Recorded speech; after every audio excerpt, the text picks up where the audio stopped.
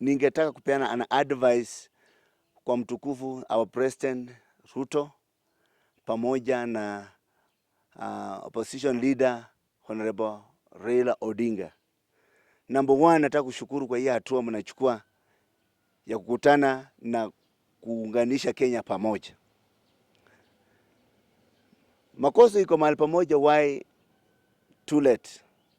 Wakati watu wameumia, wakati vitu zimeharibika, watu wamekufa, this is when you come back to your senses.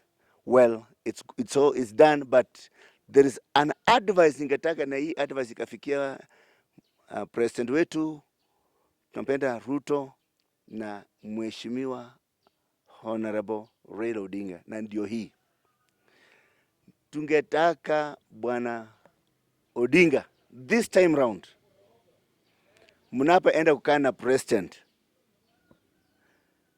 usiongelee mambo ya hao watu wakubwa wale wamekuwa kwa serikali ya Moi, serikali ya Kibaki, mpaka serikali ya Uhuru.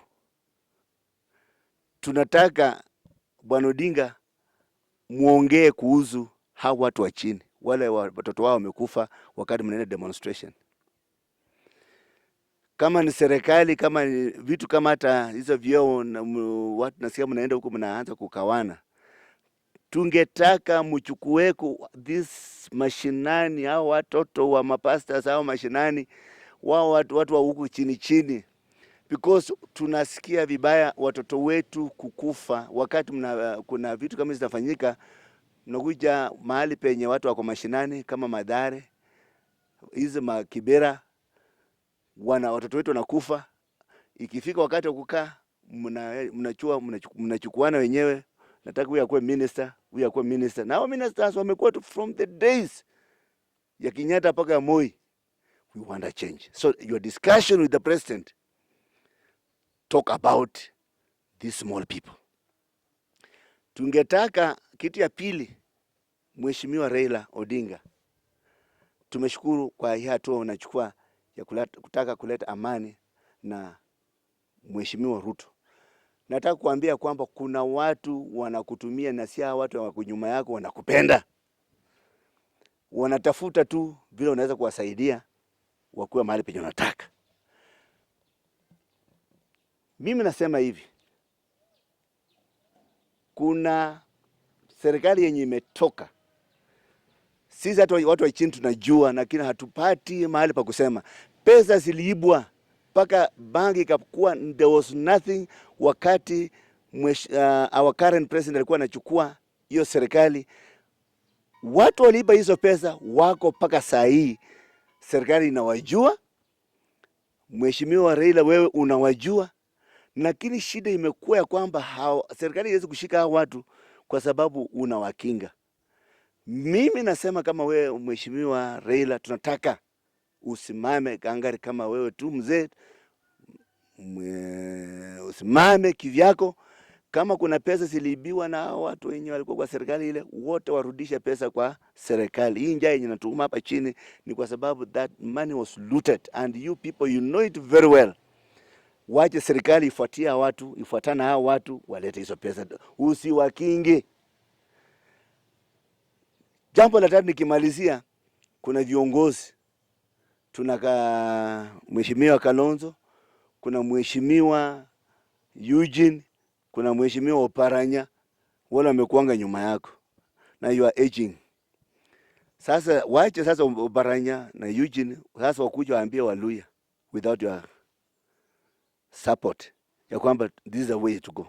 Kama wao ni viongozi, manene watu kukufuatafuata nyuma tu kujificha ndio wapate hizo vyeo. Tunataka other people, want other names. So tunataka hiki kitu mlikuwa mnasema bottom up, sasa tuone hao watu wa chini wanawekwa huko juu. China hii akina hao watu tumezoea bwana, tunataka hao watu sasa hizo wawe first off. We also are Kenyans, we also want to eat the fruits of this land. Please mheshimiwa our president, watu kapa mashinani tumesomesha watoto, hata sisi mapasta sisi tunawaombeanga, na hata hakuna mtoto wa pasta mwenye hata anapata uminister ama nini. We kindly request ya kwamba consider Hata sisi tunapoombea, mimi ni pastor na watoto wangu si wote ni pastor. They also want employment. So consider our children's. Maneno ya kurewind how watu kutoka hizo siku, we are tired of that because they have eaten enough, wame build the empires and wacha Kenya wengine. Ya mwisho ni kwamba hapa Kenya tuko na shida moja. Ukiwa maskini unaendelea kwenda chini, na ukiwa tajiri unaendelea kwenda juu kabisa. So tajiri anaenda juu na maskini naye anaendelea kwa chini. Kwa nini? Ni mambo ya taxes, ya kwamba mimi napata pesa kidogo, natoa taxes, nalipia a president sitting a president, na huyo president ako na billions na hapeani taxes kwa sababu yeye ana belong to the royal family. I want to congratulate President Ruto. Na nataka kuambia wa Kenya, kuna kitu yenye hamjajua President Ruto anafanya, lakini hamjajua ile kitu anafanya. President Ruto ana set Kenya a new Kenya whereby every Kenyan irrespective umezaliwa kwa familia maskini ama kwa royal family must give taxes.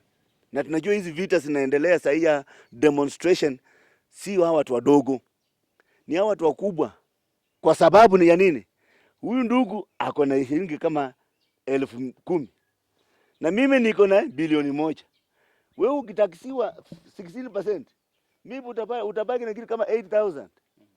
Lakini bilionea ni millions yote kutoka 16,000, hiyo 16%. Sasa hiyo inauma hawa watu wakubwa, maana hauko wanatoa hiyo pesa. So today wanatupiganisha hapa chini kwa sababu we want every Kenyan to pay taxes and we are supporting that irrespective of the big 3 families. Sisi tunataka kila Mkenya apeane taxes inji yetu tuweze kujimanage peke yetu. Kwa hivyo hiyo ndio itatoa umaskini, na nimemalizia nikimesema please, Mheshimiwa Raila Odinga, hawa watu wanakufuata kwa sababu they have interest, not that they love you. Leave them alone, wa fight their own battles. Wafika hapa, hata wewe kutoka mambo hii kama mwenye anataka kuleta maandamano, wacha alete watu wa maandamano. Wewe kaa kando, tukuombe kama mzee wetu mwenye umepigania democracy, usitetee hao watu wako nyuma yako. We also want new blood that will bring a new Kenya. Thank you. Bishop, niko na swali. 2017 tulikuwa na maandamano baada ya uchaguzi na pia tulikuwa na sabasaba kama hii ambayo imekuwa. Na mwishowe tuliishia kwa handshake. Na hiyo handshake wanasema ndio imeleta maafa hapa Kenya. Wakati Rais Ruto na Mheshimiwa Raila wanakutana, wewe unatarajia mwisho wa siku wafikiane kwa lengo gani? The interest of the small people. Kama Mheshimiwa Raila Odinga amekuwa akisema ya kwamba anataka vyakula virudi chini. Kwa hivyo sasa vile wamekuja wawili, alikuwa na formula. Sasa achukue hiyo formula yake, aende aongezee kwa ya our president. Tuone vyakula sikienda chini. Tuone kila kitu kikikaa mzuri. That's the thing, but not kutetea the interest of the big people in this country. Hiyo ndio kitu tunasema ya kwamba kama mashinani, hata sisi ni Wakenya, tumezaliwa kama wengine. Watoto wetu wachukuliwe, maana ikifika wakati kama kuna kasi iko wapi, mtu anachukua mtoto wake anapeleka huko. Wamejenga empires. Kenyans, we don't have even 5 shillings. Mtu hata pesa ya kununua kiberiti they don't have. And these people, they want to repeat the same people wakiwa na pesa and they have a lot of money. Please, hata hao jamaa kama unasikia hao viongozi wamekuanga, hao wamekuwa kwa serikali, wakae kando, wengine waingia hapo, because everybody ako na mdomo hii Kenya. Bishop, we have families in Kenya that are mourning. Watoto wao ama member of the family waliweza kuuliwa katika maandamano. Na kama umetazama vyombo vya habari umeweza kupata kwamba kuna wengine wamekufa na live bullet ambayo imeshutiwa na mapolisi wetu hapa Kenya. Rais Ruto ana congratulate police kwa kazi mzuri ambao wamefanya. Familia zinalia wenzao ambao wamekufa. Hadi wengine wameshindwa kwenda kuwazika. Wewe uko na maoni gani? Niko na maoni chonjo kabisa hapo. Mimi nauza swali moja, na hiyo swali nataka hao viongozi wasikie. Ni siku gani maandamano imeitwa hapa na Mheshimiwa Raila Odinga watu wakakosa kukufa? Ni siku gani? Kwa hivyo in brief, hata wakati wa Moi tulikuwa na maandamano. watu walikufa na bullets. Wakati wa Kibaki aliita maandamano, watu wakakufa na bullets za polisi. Wakati wa Uhuru akaita maandamano, watu wakakufa na bullets. Now what makes him think akiita maandamano wakati wa Ruto watu hawatakufa of bullets? Kwa njia nyingine, hao watu wanaita maandamano wanajua ngatia kwamba watu wanaenda kufa, because after all people want to be protected. Mali yangu nataka niwe protected. And you see, like there was a day niliona supermarket ya mtu vijana wanavuruta wanafungua mlango wana loot. Is that the kind of Kenya we want? So if maandamano is making people to die, it's very simple. Use common sense, which is not common sense, common to everybody. Common sense that is not common to everybody. Ya kwamba tukiita maandamano watu watakufa. So anybody calling maandamano ujue ya kwamba watu watakufa. So why should I call it? Bishop, our constitution, Article 37, it gives a Kenyan citizen a right to demonstrate and picket. And it also orders the police to give them protection and make sure that the demonstration is peaceful. But our police are the one shooting and killing the innocent mwananchi in maandamano. Wewe unaona ni kama tunafanya kazi na katiba yetu ama tunafanya kazi na wale ambao wanatupea direction? The constitution does not also tell people to go and break supermarkets. The constitution, mimi nilikuwa wakati mwingine 2007 nilikuwa Kisumu nikiona vijana wakitoa watu nguo mzuri, chake wanamtoa mpaka wanamnyang'anya, mtu anaenda nyumbani uchi. So it's very simple. If they cannot have control over those people demonstrating, then they should call it off. But if these people are orderly, there's nothing wrong. So the issue here is, do they have control over those boys who are rioting? Manake kuna waizi.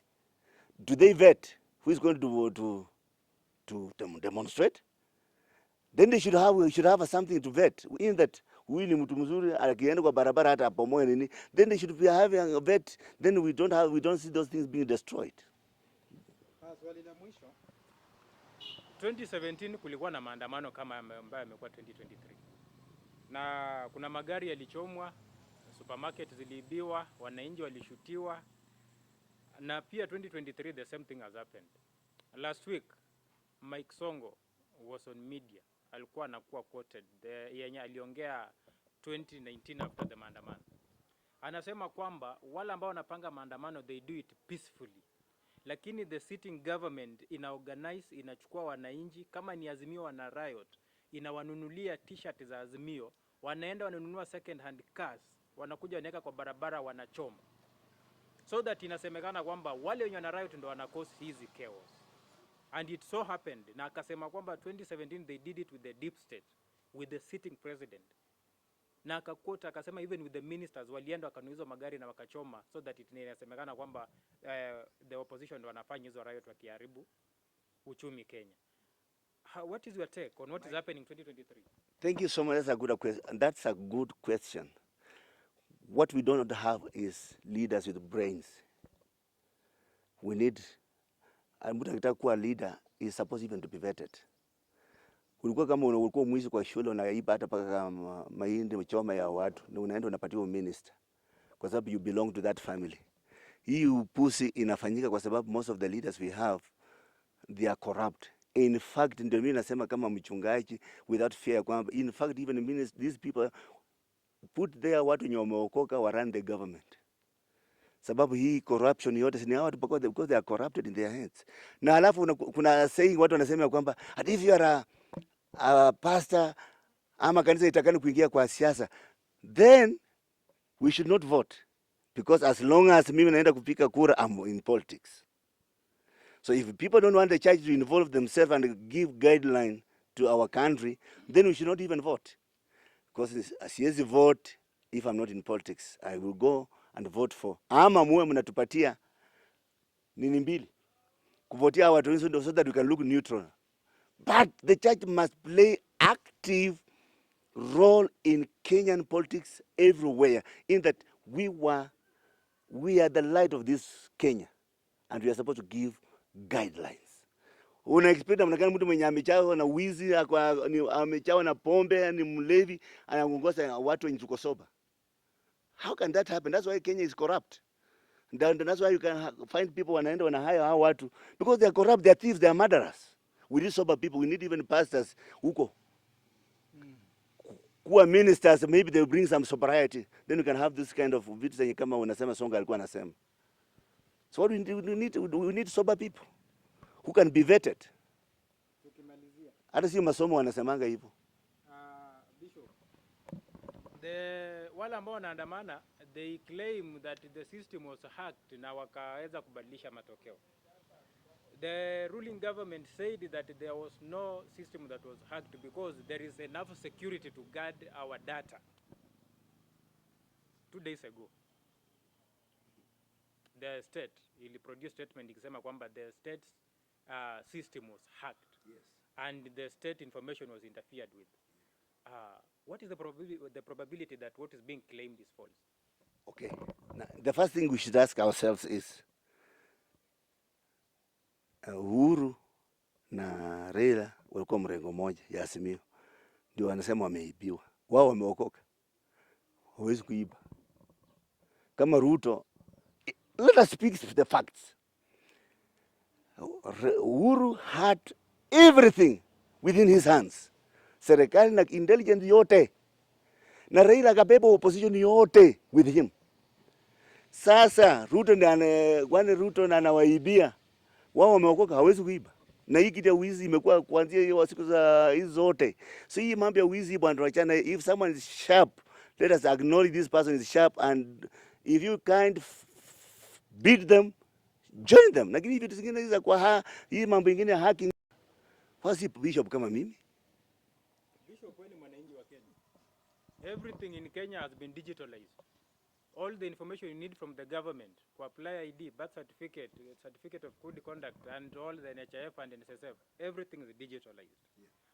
For the first time, we imefanyika Kenya, and more than 500 items were digitalized for mwananchi kupata services online.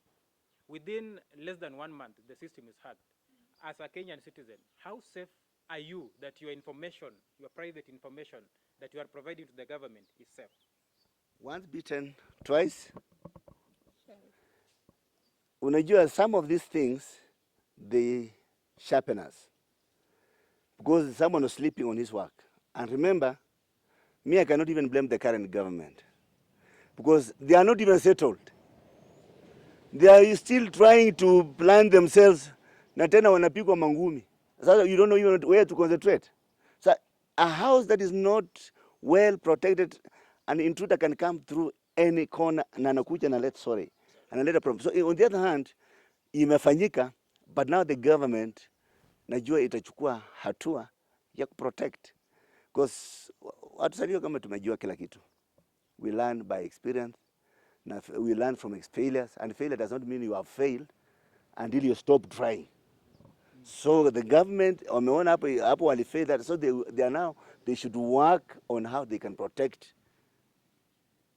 those kind of things to happen. And I understand, nimesoma juzi kapata tayari wamehire some people to come and see how they can protect our country. So it was a good experience. Ili itafanya watu waamuke. Do you support digitalization in Kenya? Oh yes. Bwana, that thing is hata kwanza hii yenye kwanza hii analog tulikuwa napiga kura hii. Hii ndio ilikuwa hata ile mbaya sana bwana. Hii hata hiyo vitu bwana, hii ni hata afadhali hii. Si mtu anakupatia tu pesa hapa, unafanya hivi na unaenda hapo. So I think the world is going digital. Why should we remain in the analog tuishe siku za mau? So after election 2017 we had huduma number. Ika collapse. We applied, some people were given. Tukaambiwa kwamba all our services are centralized to one point. Tunatumia huduma number to access everything. Tukaachana nayo. The ruling government is also suggesting another digital way to come up with another ID apart from huduma number, so that our services are also centralized. The same government has centralized all their government services to one point. So which is the way to go? The huduma number ile ya siku ile, Ndio nakwambia we need sharp leaders. Me one thing, and I don't want to mix my words. Ruto is good here, and that's why I trust him. Wacha nikwambie kitu kimoja, mzungu hata naangalia Ruto, serikali kulingana mimi ninajua vizuri serikali ya Ruto ilikuwa inataka nikufe after 2 months wakati ya election, because masongo wa Kenya wote Uhuru alimobilize masongo wa huko kwao wote akaweka kwa Azimio. Raila akamobilize wao masongo wote wa Kenya akaweka tena kwa Azimio. At the end of the day masongo wote walikuwa pande ile, but Ruto alibaki na watu hustlers, ndio aliingia nao kwa serikali. So at the end of the day unapata ya kwamba hata uchumi, that's maybe a different point. Viongozi watakana wajue tunaona na sisi tunafikiria, we are not robots. Na tutakuwa tunashikwa tu mkono pita cross barabara bila kuangalia. Uhuru had all the masongos wa Kenya, Raila had all the masongos wa Kenya huko, na tunajua they had an agreement ya kwamba tunakuchukua, tunakupatia kitu, lakini you protect our interests, protect our empires, whereby taxes they were not supposed to pay.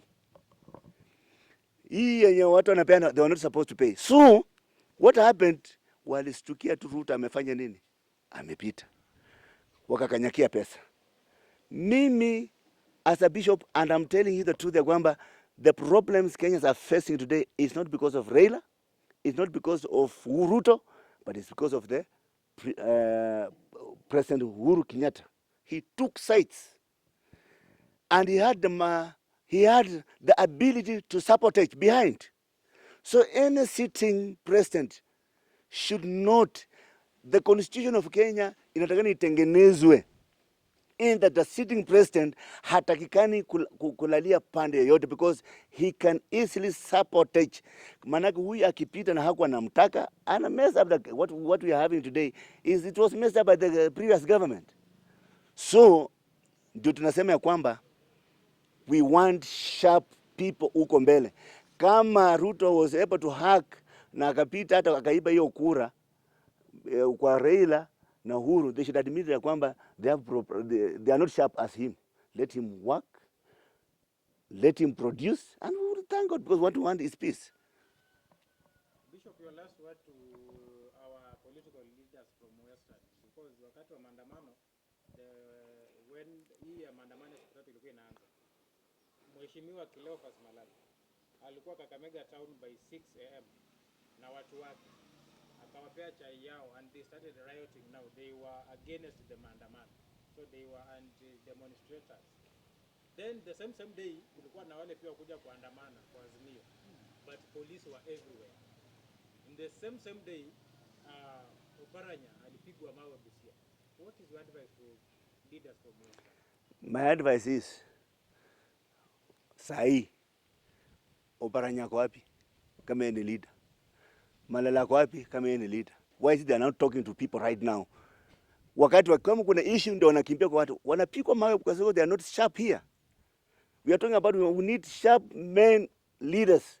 Waje kuenda kwa watu wakati kuna shida, unaenda unafanya hizo vitu. Why can't he now begin to mobilize? That's why I'm saying Raila should leave Oparanya and Eugene. Atoke tu kidogo tuone kama hao watu wanaweza kuweka Waluya pamoja. Hata huyu Musalia Mudavadi, tunaziambia Musalia Mudavadi ya kwamba hata yeye mahali penye yuko aanze kufanya maneno yenye tutaona ya kwamba ina develop our place.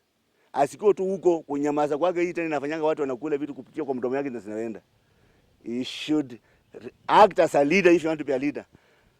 Si ati ungoje ukali kama imepikwa hapa, unaita hamba kuja ukule. Hata yeye aanze kupika chakula, atembee kwa watu sahihi, aongee na watu. Ya mwisho nataka kupeana the difference between these two leaders. Na hii kitu ninataka, naomba ya kwamba ikiwezekana ifikia Mheshimiwa Raila Odinga and even our president. The difference between Raila Odinga and Ruto is here. When Ruto alisukuma kando ya serikali, alikimbia kwa watu chini na sweets. Mama mboga anawapatia sweets, anakula nao mahindi. bodaboda anawapatia kwa vitu vitamu vitamu. Hakuenda kwa Wakalenjin akamwambia kwamba unaona mimi nimetengeneza hii serikali na Ruto na Uhuru na sasa unajua wamenifukuza sasa tuende kwa barabara. Hapana, alianza kupeana sweets, akakuja kwa watu wakanini, watu wakampenda, the hustler nation. The only thing someone is not advising mzee wetu Raila Odinga, as much as we love him, ya kwamba if you keep on doing the same thing you will not get you will get the same results. Raila anakuja yeye akishato kama yuko serikali anakuja na mawe kwa watu, twende kwa barabara, watu wanauana. At the end of the day inamcost. Why can't he come up with a better way formula? Manake hii formula ya maandamano haijawahi kufaulu, haijamsaidia na haijasaidia Wakenya, only that Wakenya wamekufa. Do we have a leader, political leader from Western? Kama Western, tuko na ule kiongozi ambaye anasimamia siasa ya magharibi. Right now hatuna mwenye amesimamia nini yote. Hao watu bado tunawaweka saa hizi, tunataka tuwasharpen. Kama hawezi, hata kama ni Mudavadi, kama atasimama miguu miwili kama mwanaume, tunaombe kakando. Kama ni nani Kileo, tuombe kakando. We want a leader who is going to, who can mobilize Western mzima wawe na sauti moja.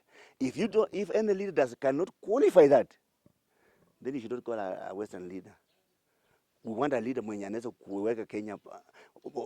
That man we call kijana wa Malwa.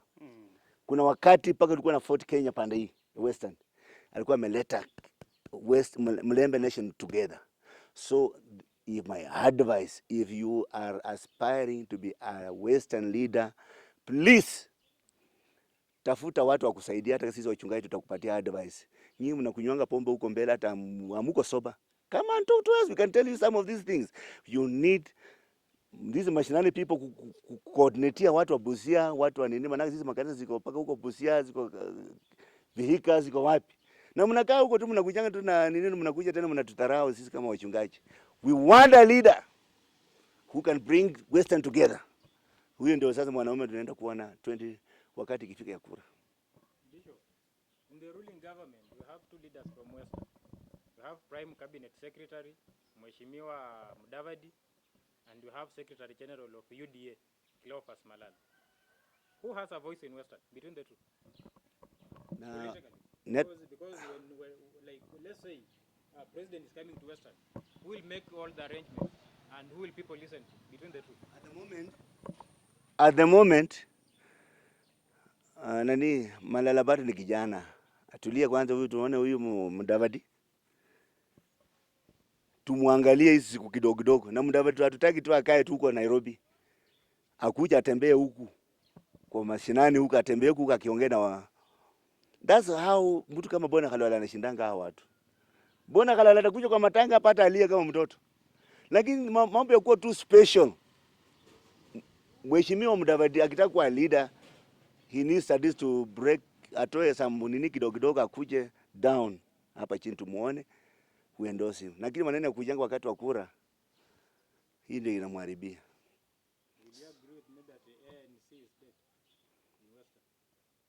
NC. Well, what I know is it's not dead. We still have some NC leaders huko. So at the end of the day, hiyo swali kuna ya Malala na Mudavadi, what I can say is Malala, he speaks on behalf of UDA. Mudavadi is a leader of ANC. Wote wako serikali moja. So what we need is Raila Mudavadi akilala usingizi na Malala amuke vizuri, aenda ataongea na Mbukusu huko, aenda aongea na mtu wa Busia huko, amlete pamoja, atapata mwana sio wake. Politically, you agree with me that President Ruto can do anything in Western without Mudavadi, but he cannot do anything in Western without Cleophas Malala. Politically, do you agree with me? Well, because he's in UDA, they are all in UDA. So meaning in the ruling government, the Western spokesperson is Cleophas Malala. When we talk about the Western ruling, that one, I agree with you, but now Mudavadi is a national leader. Mudavadi is a The difference between Malala and Mudavadi is a national leader. When he speaks on behalf of Kenyans. Malala, when he speaks on behalf of UDA. But will you agree with me that Mudavadi is a CS without portfolio? Yeah? Because what can he do? What can he direct or what can he appoint? What, like, can he delegate mandates? Mudavadi. That's your perception. But what we know is a start man in our Kenya today. Well, example like hata nani anawada nani hata huyu nini hata huyu nani Kashagwa. You know, hata yeye hawezi kudelegate. Unajua lazima they have a leader. That's sasa wao ni leaders under our president.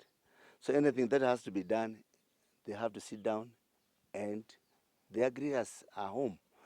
Sio maneno ya kuanza kujichukulia tu nini, maana unaanza kukimbia na maneno hata huna any resource. So anything must be done in order, decently and in order.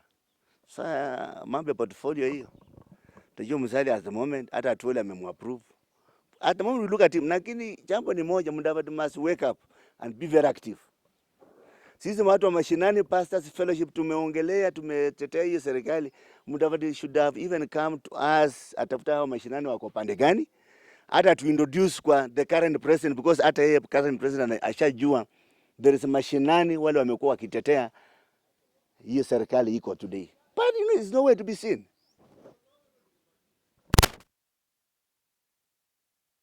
Jina linaloitwa mpatanishi, yani mediator.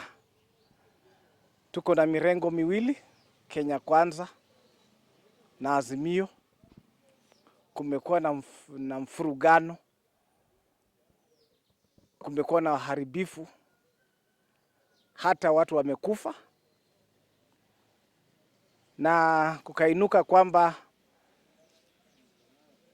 President wa Kenya William Samoei Ruto aweze kushuka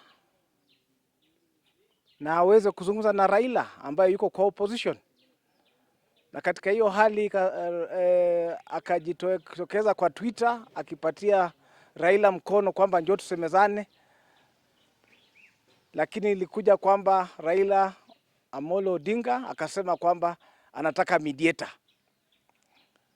Kwa Kenya saizi in the judiciary system kuna watu ambao wanaitwa mediators. Imeidhinishwa katika constitution ya Kenya, na mediators wako Kenya na wamehitimu jinsi vile nimehitimu vilivyo. Tuko chonjo kusuluhisha maneno yote yale ambayo tumepewa jukumu ya kusuluhisha hapa kotini Kenya. Mchana huwa leo ninaambia Raila kwamba tuko na mediators Kenya. Naeleza pia rais wetu kwamba pia Rais William Samoei Ruto umetupatia nafasi kama mediators katika koti ya Kenya chini ya Martha Koome, na tuko hapa kufanya kazi. Tunangoja kupewa hiyo kazi ya mediation. Tufanye, tupatanishe Kenya. Kenya sio nchi ya maafa. Kenya haistahili kuwa nchi ya kilio. Kenya haistahili kuwa nchi ya njaa. Kenya haistahili kuwa nchi ambao watu wanaishi kana kwamba hawana viongozi. Kama viongozi hawajaelewana, tuko hapa kama mediators. Njooni tusemezane.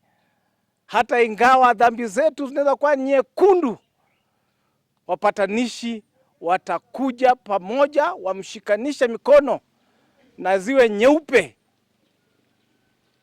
Mchana huwa leo kutoka hapa Kakamega tunawaambia tunataka amani.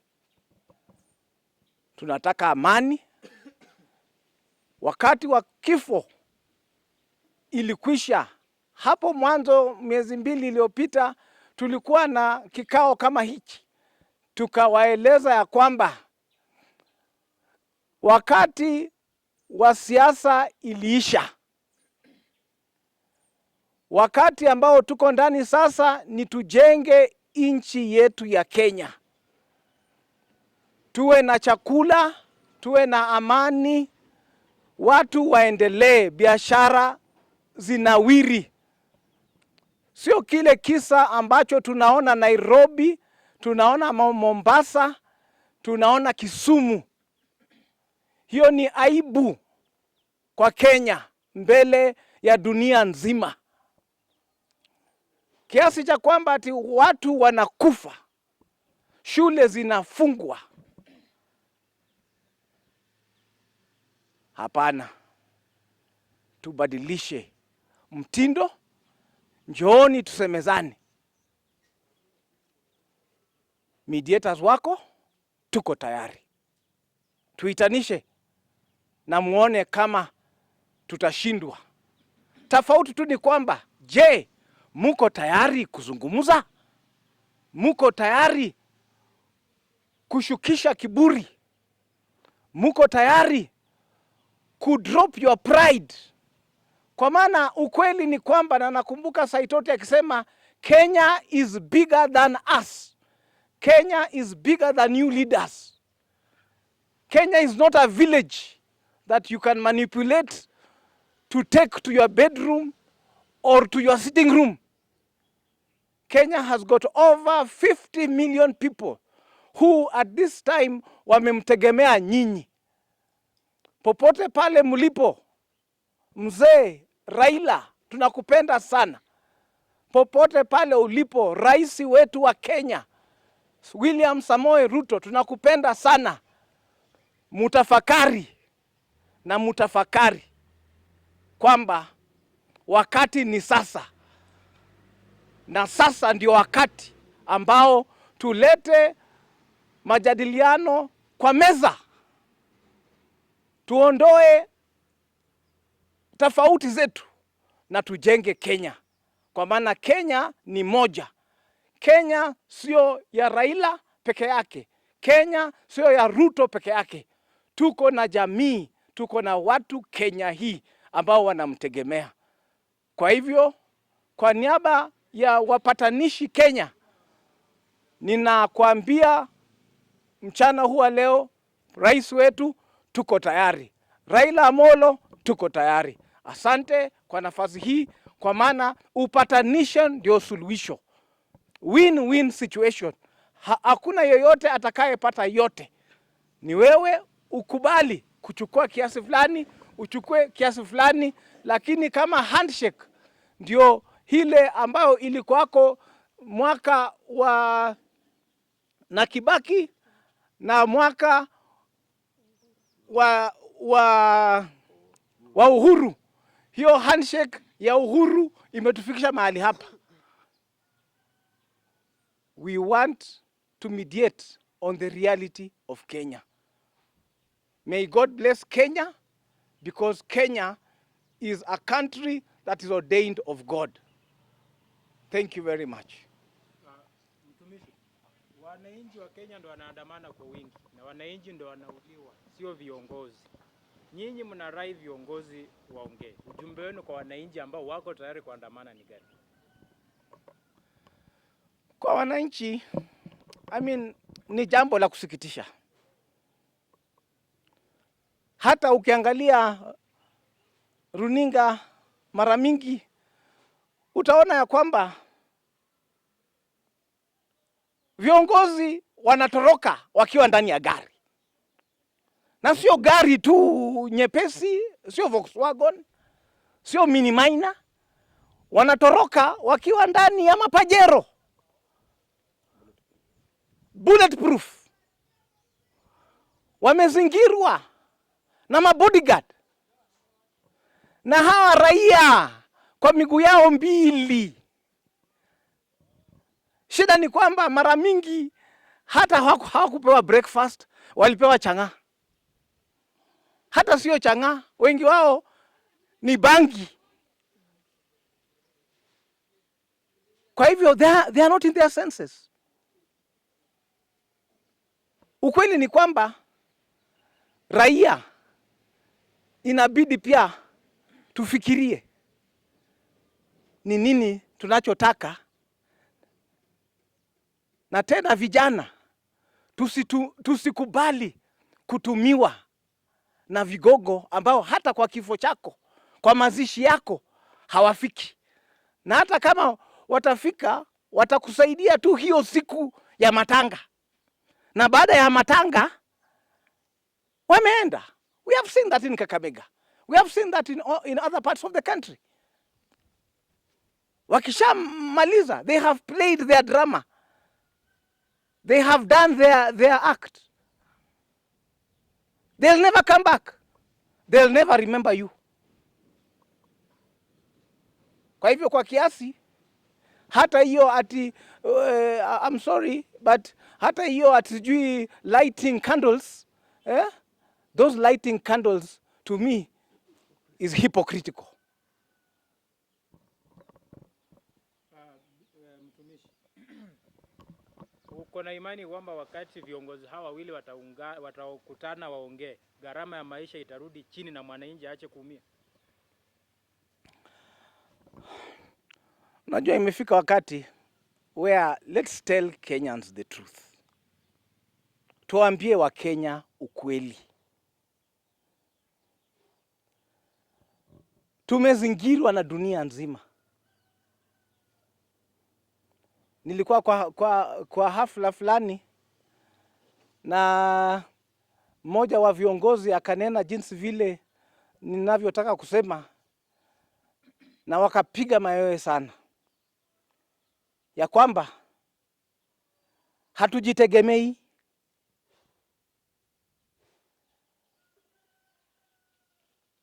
Kenya na hali ilivyo, tuko kama wafungwa, kwa maana kinachotendeka huko Ukraine, tukizungumza habari ya unga ya ngano, inatuadhiri mpaka sisi hapa tulivyo hapa Kenya.